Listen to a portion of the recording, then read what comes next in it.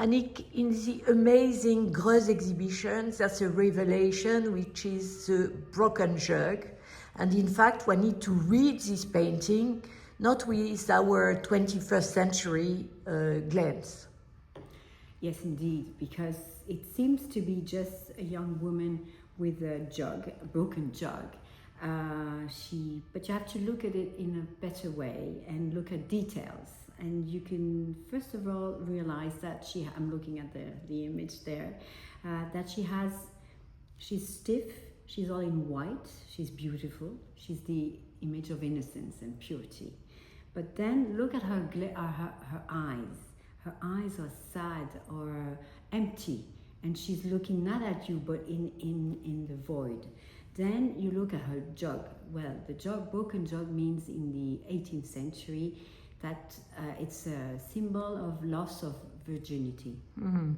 And then look at other details. There's a fountain at the background. This is where she went to get the water. And it's a sphinx, an antique fountain, but the sphinx has a man's face and there's water coming out. You can see the symbol.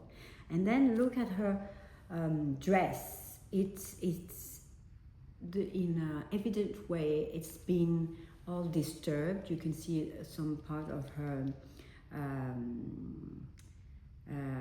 You can see her décolleté, and her hands are holding at the level of her sex all the draperies and some flowers, roses that are falling. And in French, there's a play on words with the word rose. Défloré means loss of virginity. Yes. But it's not only this. So it's a portrait, an image of a young girl that has lost her virginity. But she's sad. Her dress is all disturbed. She's in white. She was purity. She has lost it.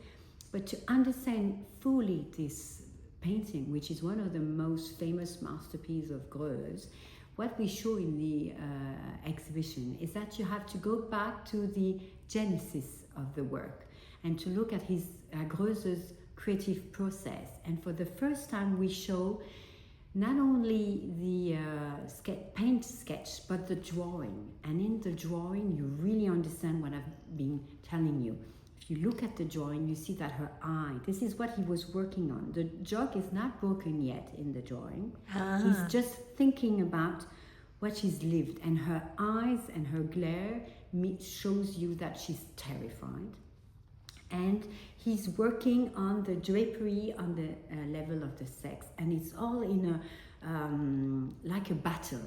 It has no sense to draw the draperies like this at this point in the dress, only if you want to make understand and show that there was a struggle, an aggression behind.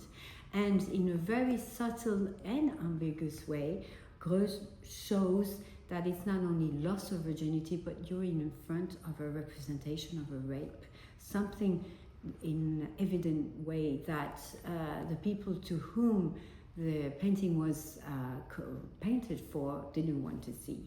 And in fact, it's a med, right? It's a social problem. It is also a social problem.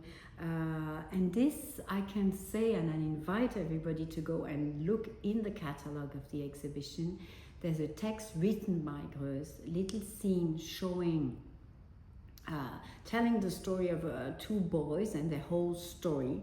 And he describes two scenes of rape and consequences of rape. And he shows at the same time that the only member of the society that are concerned by what happened to the girl, the young girl, is peasants, whereas bourgeoisie and the boy that raped the girl and his father says, well, you know, it's not so important and pass on, this is not so important. So it's unimaginable when you read Greuze, because you understand better what he's trying to show and who he's condemning or pointing, criticizing, and who he shows which is the part of the society that understands what truly happened, and is terrified. And it's by very the event. rare.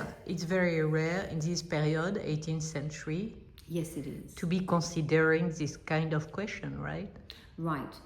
There's a beginning, and we published this in the catalog. There are some process for rape on very young girls, but Some trial. Some trials, yes, but it is really rare. And the question is not what happened to the young woman, but the question of dishonor of the young woman and of the family. Merci.